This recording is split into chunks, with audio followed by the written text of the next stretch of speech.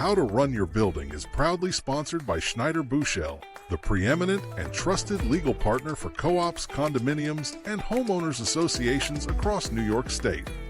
With a team of skilled attorneys and a singular focus on community association law, they tackle everything from high-stakes litigation and contract negotiations to day-to-day legal challenges.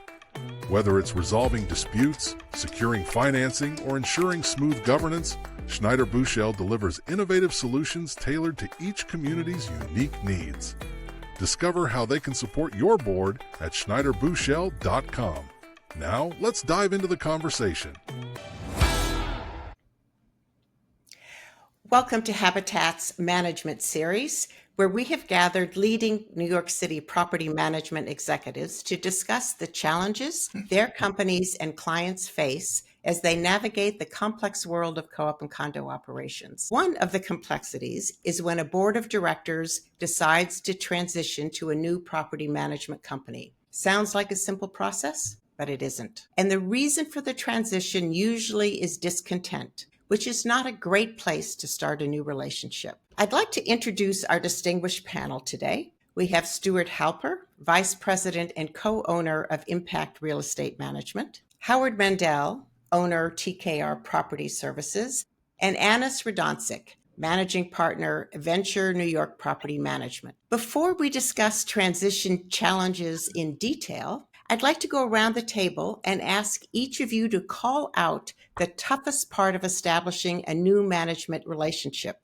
from the viewpoint of your company and what you imagine a board has experienced. Anis, let's start with you. So typically when a building or board transitions over to a new management company, it's usually one of two reasons. You could be doing a fantastic job and you simply have a board turnover that just wants brand new flavor. Or on the other side, you have discontent where maybe the ball was dropped and essentially the client is dissatisfied and they just want to go in a different direction. And the toughest part then, when you've taken on a new client, give me one word, is what? The toughest is probably, I don't know if it can put into one word, but it's compliance. Okay, Stuart, let's turn to you. Understanding the board members themselves and where they're coming from. Understanding and getting to know them.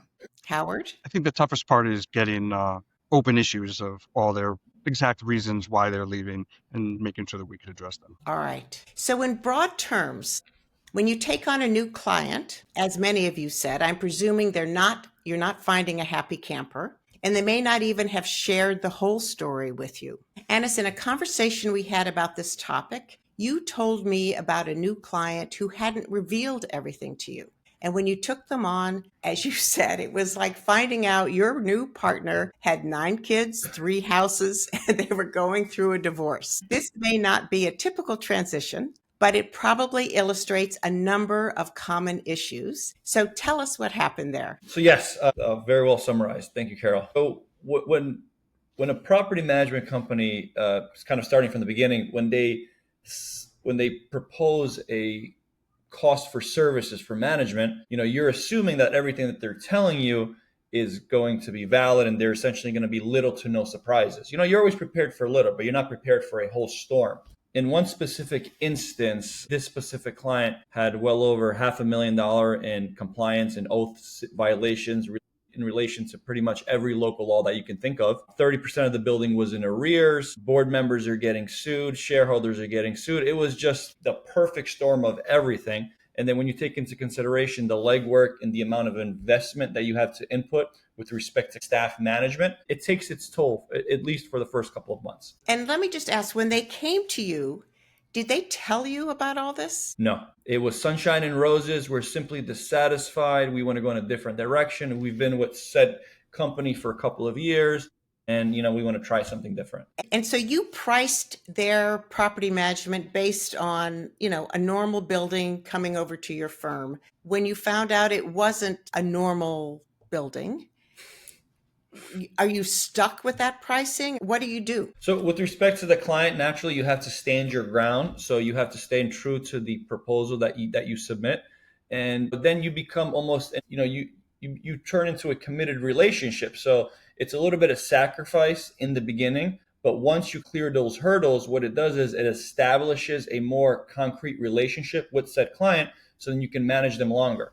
Does it suck in the beginning? Yes. But once the rain drops, the sun comes out. All right, Howard, you had a similar issue. You got a client through a referral from a lawyer that you had met at a closing a year ago. But before taking them on, you had one of your admins check them out in New York's DOB Now's website. And her advice to you was, you don't want this building.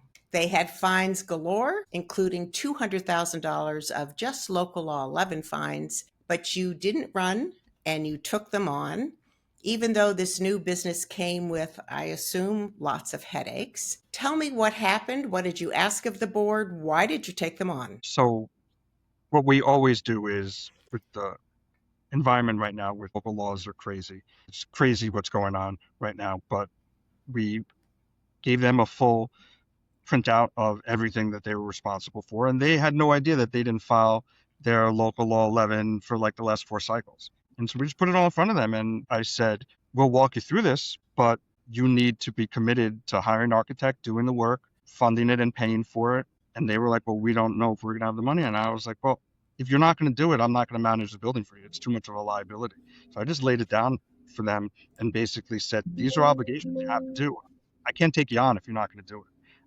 So as much as like their previous manager probably looked the other way, the board at some point must have known what was going on. So I just laid it out to them and I said, it's going to be tough, but you guys have to be committed to doing this. And if you don't do it, I can't manage the building. You mentioned liability, and I want to ask all of you about that liability. So, Howard, the client you were talking about, and a little bit about your client too, Honest, they clearly weren't governing their co-op or condo in the manner that one would expect. That liability, how does it translate to you, or where are you liable for their, I would say, mismanagement? Our management contract is, I think, really good on both sides. But on some cases like this, we just had our attorney draft something even stronger to put in there. But really, the liability should be on the co-op board. But I don't want them to come back and say that we didn't inform them, that we didn't tell them,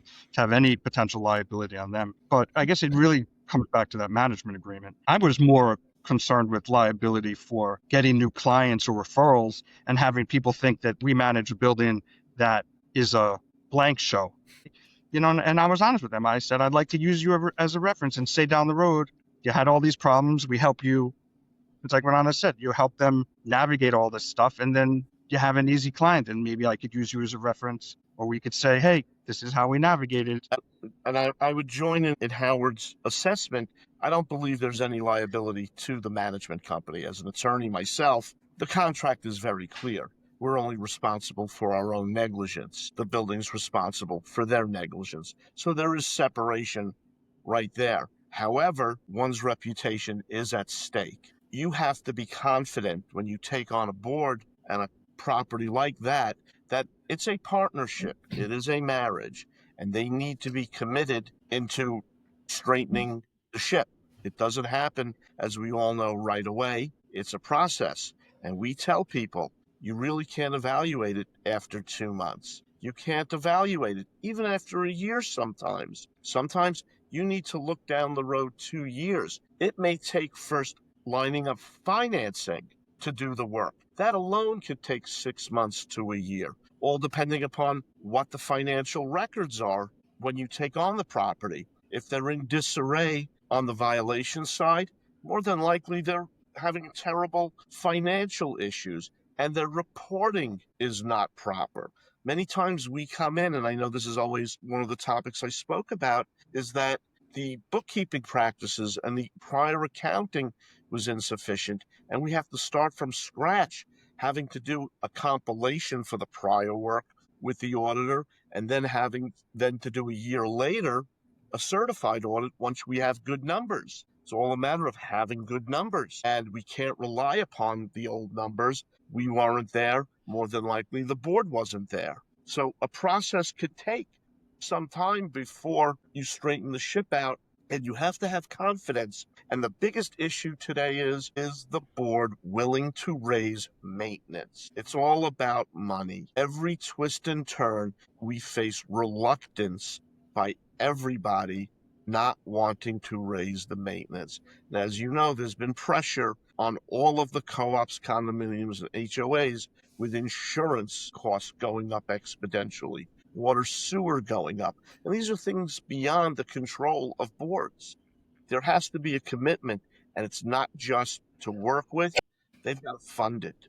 Biggest issue. I'm curious, if you take on a building where the records are not straight, they haven't followed the law, they haven't filed their various filings for of the variety of laws, don't the shareholders or the unit owners have a sense that their building's a mess? No. Sometimes, a lot of times, boards are run by dictatorial individuals. They're not forthcoming. But the big issue is, when was the last time they raised their maintenance? And that pacification, if it goes for 10 years that they haven't raised maintenance, a lot of shareholders can live with that. They're happy about that. They think the board's doing a great job. And then at a certain point, the chickens come home to roost, and it's a house of cards, and it starts falling apart when they start experiencing water leaks through the roof because the roof is aged out and there's no fix because there's no money, because there's no reserve. They've been eating through their reserves to fund deficits. Happens all the time. Stuart, that building I was talking about, I'm doing a 25% maintenance increase, and NCB's giving them a loan. And not only did we said you have to guarantee at minimum 3% increase every year regardless. So like you said, you're 100% right. The money is the biggest issue. Right? And nobody, I was at an annual meeting last night. Typical situation. We've been there for 3 years and we've been coming off bad numbers. Great accounting firm. And even for us, we finally got to the point where on an annual basis, they're breaking even. However, it's not making up for the $300,000 shortfall.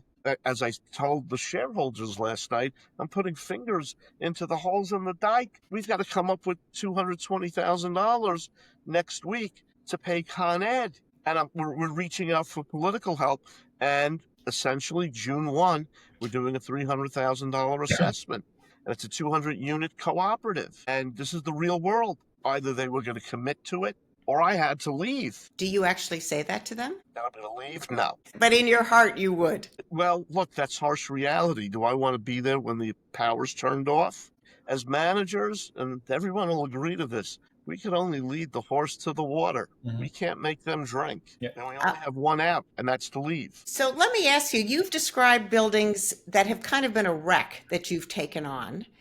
And I'm assuming you've been reactive to their problems and maybe not proactive. You know, a very well-run building is looking at things they can do to reduce costs, and they're all over the place. First, you've got to shore up the old, the current, and then you look to the future. Very difficult in a building that has a shortfall of $300,000 in cash flow, and they're breaking even moving forward. That's great. Can I add any meat to the bones in terms of a reserve? Yeah, instead of raising 12%, they'd have to raise their maintenance by 18% this coming year. And we achieved a balanced budget moving forward the prior year. However, there's a factor, we're tied up with a number of estates, and the cash flow, as much as the $300,000 assessment really is to raise $240,000 immediately, because we know X amount they're not going to pay. It's great. We want to be proactive moving forward, but you got to deal with the harsh realities of where you're at first. Can you give me a sense of what type of buildings you've just described? It's hard for me to come to grips with those kind of buildings. I mean, I certainly understand communities where there just isn't money, where people really and are fighting. They don't want to spend money, or they don't have the money to spend. What kind of percentage of your portfolio, or how many of these buildings are you seeing? I'd say of our portfolio, which we probably manage 98 properties right now, I'd say about 10% are in difficult situations, and they have more recent properties that have come on board, and we've been brought in to clean it up and to straighten it out. Howard, how about in your portfolio? I think I might even be a little more than maybe 15%. We definitely have a few that, like Stuart said, they're hard conversations. And what we've told people is, you have a mortgage, Your bank is going to look at your numbers, and you need to, before your bank says they're going to force you to do a maintenance increase. We've had times where I had another building we no longer manage where we actually told NCB, we were like, are you not looking at their management reports that we're giving you? We're sending them to NCB, and we're telling the board and the building's attorneys and the boards are not listening to us. And finally, we ratted on them. We told NCB, guys, they're not listening to us. They need an increase. You need to now tell them. And NCB stepped in, and it was a whole, so they're tough conversations, but we tell all of them that they have to really, especially now with everything going up. Like Stuart said, buildings that have not had increases for a few years, it just compounds and it's very difficult. They need to always have maintenance increases every year.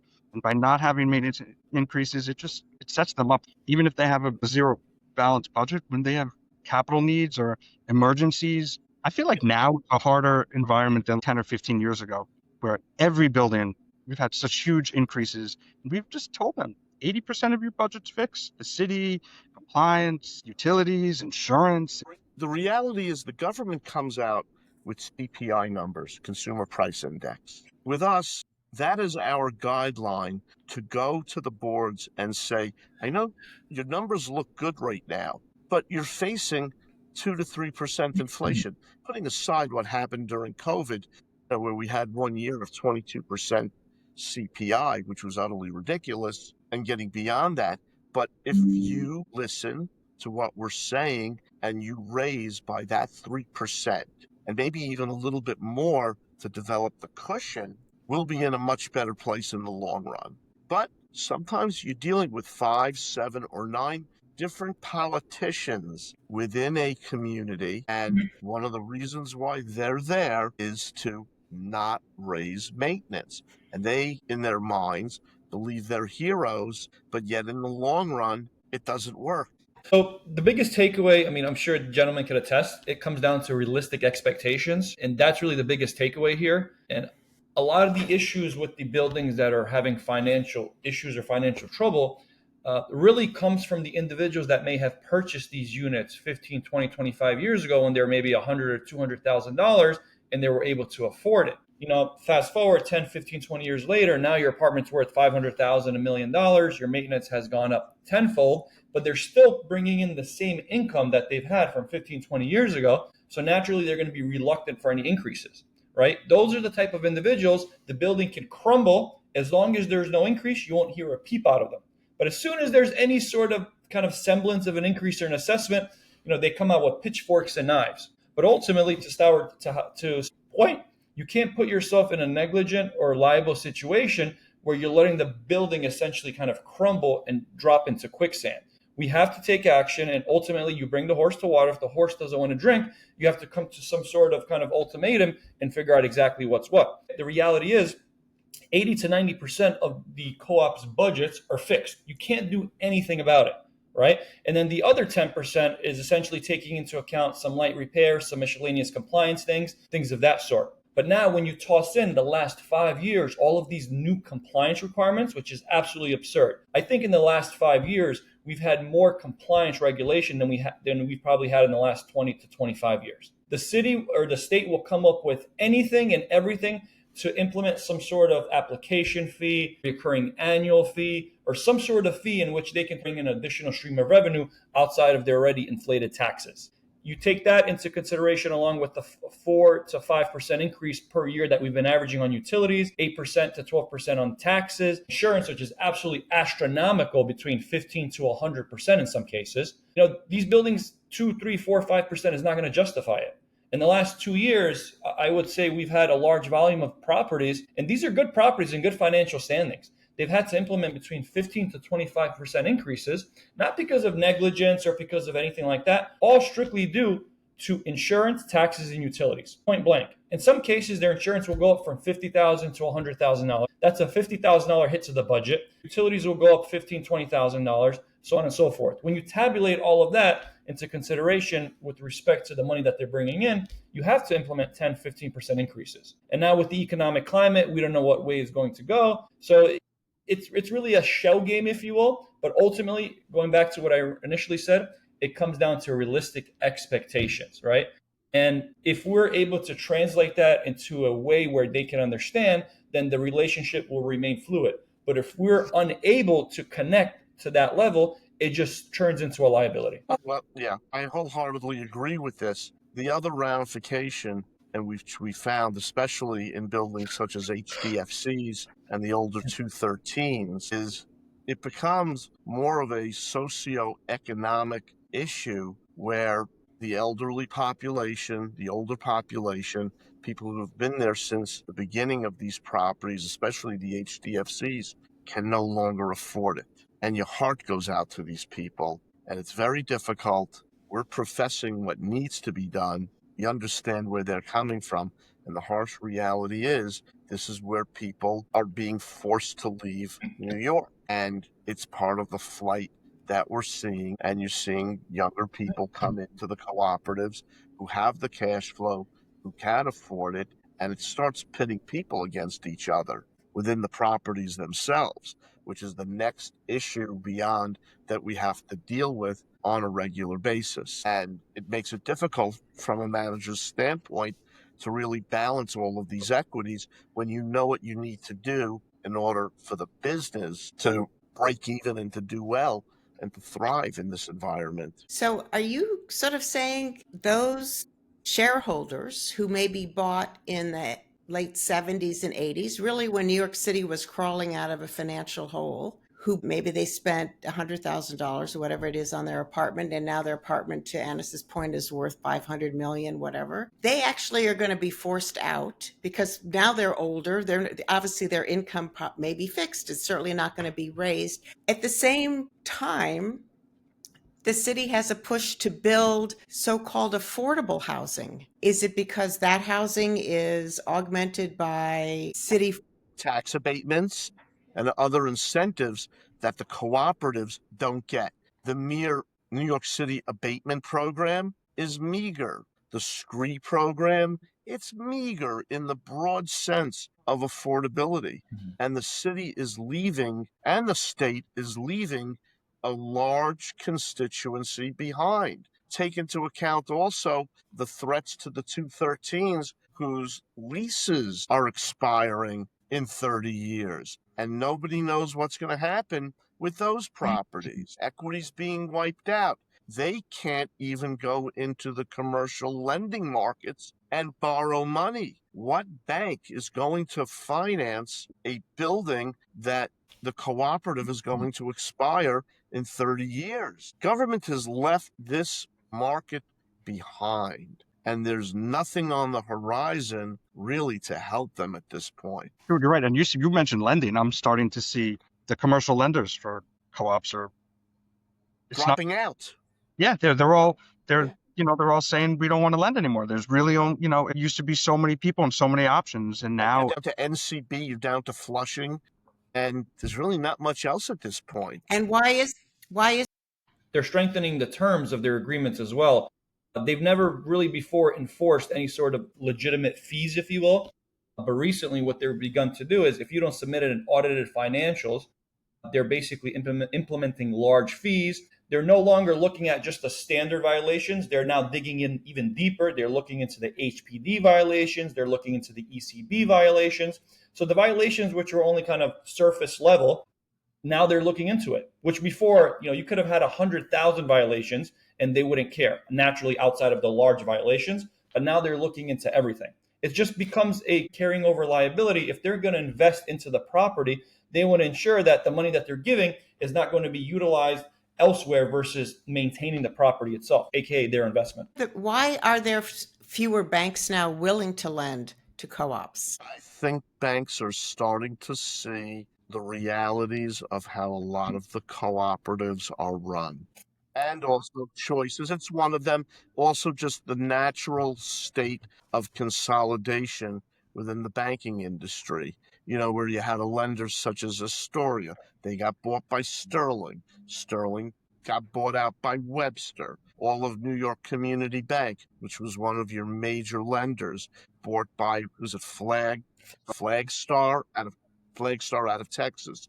They're gone. You don't hear them. You're starting to hear of some smaller entities, but they just really don't exist. And even banks now, we were discussing, and I have a phone call Thursday with Flushing Bank, and now they're resorting to swap type loans, moving away from the conventional 10-year principal, only no principal interest only loans. Why? Because there's more pressure on the marketplace. And keep in mind too, for 10 years prior to 2022, interest rates were between 2.5% and 4%. Go to the market now and you're facing 6.5% to 7.5%. That's another major increase moving forward that nobody really anticipated. And the increased cost behind the loans, it's more difficult. For buildings that are not in trouble, that you have taken on and added to your portfolio, that maybe have been able to keep up with their maintenance, what is the biggest challenge in transitioning to your company that you face? Biggest these days in well run is falling into the sync of what the board's expectations are, what we perceive their expectations to be, matching the right manager with a particular board, and depending upon what their expectations are in terms of management and how the flow is, it all depends upon really where they're coming from. Meaning well run, there's still a reason why they're changing, and there's a shortfall somewhere. 99% of the time, the biggest reason why they're leaving is about communication and falling into sync in how to communicate properly with them, which we think we do a really good job about communication. And that is the biggest reason why, if there's malfeasance, we all understand. And there's a load of companies out there, that companies you've never heard of, that just dropped the ball, and we're picking up the pieces. But for well-run cooperatives, simply when a board member calls, picking up the phone. It's that simple. Howard, would you chime in on that? I think honest setting realistic expectations. I wrote that down, which is huge. Communication, like Stuart said, is huge. And I also feel like nowadays, my agents in our company, we're a therapist for them. We're a certified financial planner for them. We're their accountant, we're their financial. To me, I always say we're their therapist, and we have to talk them down off a ledge, and we have to tell them the right thing to do, and tell them how to react to the other shareholders. And it's like family. Some family you hate and you never want to see, and other families you call all the time. And like Stuart said, like my agents, they talk to their board presidents once a day, once every other day. Those buildings, like Stuart said, that are run well and communicate, I think it's because there's great communication, and that if anything, they have too much info, but they know everything. Nowadays, with technology, everybody wants immediate access, immediate response. And when we could do that, they're happy. It's also they're setting realistic expectations. That's it. I think the communications, and if you're tight with them, it's good. And then once you start losing that, I think that's when. So let me ask, to take in a well-run building, there is a transfer of records and finances and everything else. That process, how long does that take? Depending on the situation, the ideal transition is 30 days. I mean, I'm pretty sure the gentleman can agree with me. Ideally, you want to have a 30-day transition, because you would have the end of the previous management company's billing cycle, and then the transition to the new billing cycle with introduction packets, things of that sort, to familiarize all of the shareholders to the new company, the structure, the payment portal, or the payment process in which they would be collecting the monthly dues, so on and so forth. Within 30 days, though, you can move all those relationships? It seems fast. In all honesty, 30 days, from my perspective, is the maximum. We've moved on 7 days. We could get set up and we could run incredibly quickly in today's day and age. Whether or not there's cooperation, That's the key factor. You need to be able to piece it together. There's so much information that's out there that the biggest issue I need the tax ID number, and I need your certificate of incorporation. Once I have that and I can get the bank account established, and you have from your last management report the balance of your arrears and your maintenance schedule, we could get you up and running. It's that. Yeah. And we know where to go to get everything. Whether or not there is cooperation, it makes it a little harder, but you can move quickly in today's day and age. If you have a reputable management company that you're coming from, they open up a OneDrive folder, Yeah. Dropbox. They give you everything. We've given up buildings or even lost buildings and going to a nice management company that's, let's say, advertises in the habitat or deal, like a real management company. And there's a professional courtesy. You give everything, you drop it all in a folder, and it's very simple. And like Stuart said, our back office, I'm sure everybody's here in the back office, 150, 200 unit building, we could get up in our accounting software literally in a day. Yeah. So let me flip this. Now I'm a board director. You tell me, and I'm a board director who's moving to your company because I had discontent with another company. You tell me what my board can do to make this transition easier. If I could just add one more thing to Stuart and Howard. So theoretically, you could probably transition a building in 24 hours. If you have access to everything, you can transition in 24 hours. My viewpoint is transitioning a building in 24 hours versus having a smooth, conducive relationship with the shareholders, which essentially will take some time. Because what happens is people get a shock factor because 99% of the building typically don't know there's going to be a transition. So now it's establishing the welcome packets, the introductions, maybe a meet and greet on site. So ideally taking all that into consideration, 30 days, right? I wouldn't stretch it any less anymore. But transitioning strictly documents where you can actually have the building in your system up and running could be done in probably 24 to 48 hours.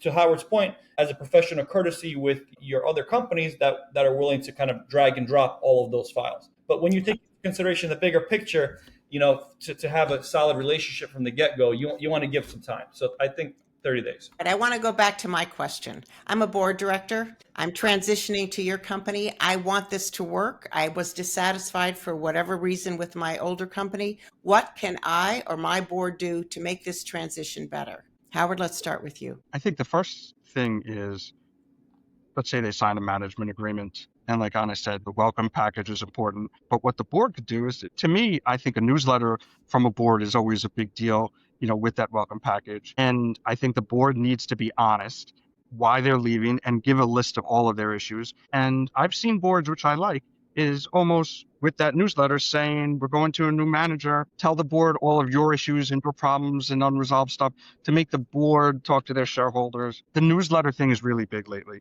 And I think it really solves a lot. So like, I think what the board could do is just be very open and communicative with the shareholders, why they're leaving, what the end results are going to be. And really, like Anna said, if you give a little bit of time for an intro letter on how they're going to do payments, how it's going to be switched over, and come back to just communication. I think that's the board should really be honest, because if the board doesn't tell the shareholders that they're leaving and then they just get an intro package, the more info, the better. Stuart?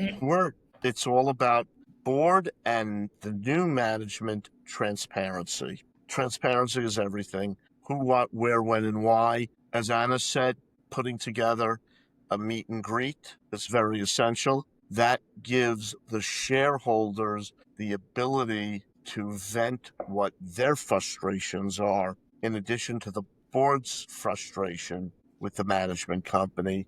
You're there to listen, you're there to be their therapist, and you're there to assure them that when you call, you're going to be there, and you're going to pick up the phone, and we're going to listen to you. And in 30 seconds at one of these meetings who the tough shareholders are and where the difficulties are going to be. And you're going to try and give them a plan right then and there. Essentially, can I come to your apartment now and see what you're talking about? That's one of the points of coming out to the buildings where sometimes I'm just shocked, and it's some of the biggest management companies, and nobody in this room, that the manager is never present to the shareholders, and they don't come to the buildings. And the expectation, and we're very upfront that we are, as an owner's expectation of my managers, that we're going to be there once a week, and that if you want to meet with them, you're going to be able to talk to your manager, not only from a board's perspective, but from the shareholders' perspective. Anna, do you have something to chime in with? Yes, I got absorbed in Howard and Stuart's conversation.